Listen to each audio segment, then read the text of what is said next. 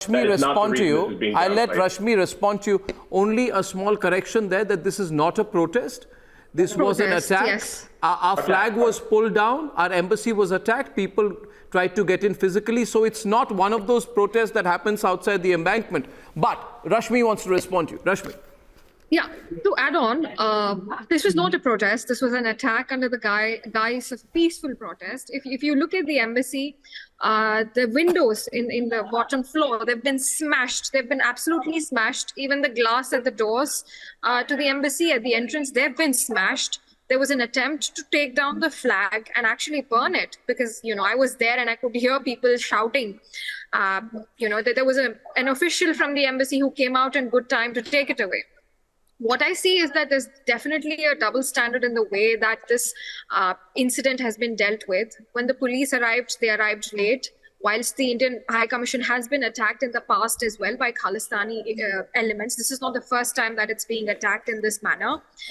And when the police did arrive, they weren't in riot gear. They weren't there to disperse the sort of violent crowd. They were just there.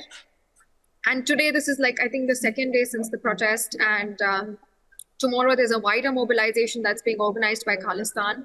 But you can see minimum, police presence at the High Commission, clearly showing that, this matter is not being taken seriously.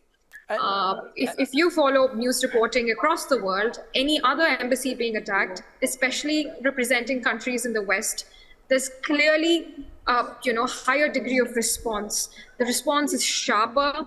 It's taken more seriously. There's a heavier security presence. There's more discussion in the media, and the police response is, very strong. But here you can clearly see that it's taken very lightly, and a High Commission staff actually had to come out and defend the flag, which is quite telling about the way the UK is treating this incident. And I don't think it's good for the UK either. I mean, it's a global capital. Why should it be allowing this? I'm not only talking about the business levers or economic levers between India and the UK at this point of time. I think it's bad for London's image. What do you think, Wasik?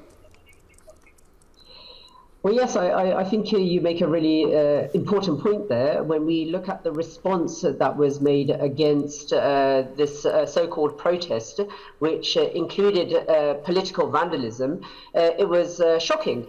The fact is that the Metropolitan Police have now been branded as institutionally sexist, racist and homophobic. So it's not surprising that they weren't out in strong force against the Khalistani movement, which, may I add, it has been linked to acts of terrorism and acts of extremism. So when we do look at this, we, at least from a UK perspective, it is quite embarrassing that one of our staple institutions is not able to deal with a small minority of Sikh extremists that, or at least it appears to be, attacking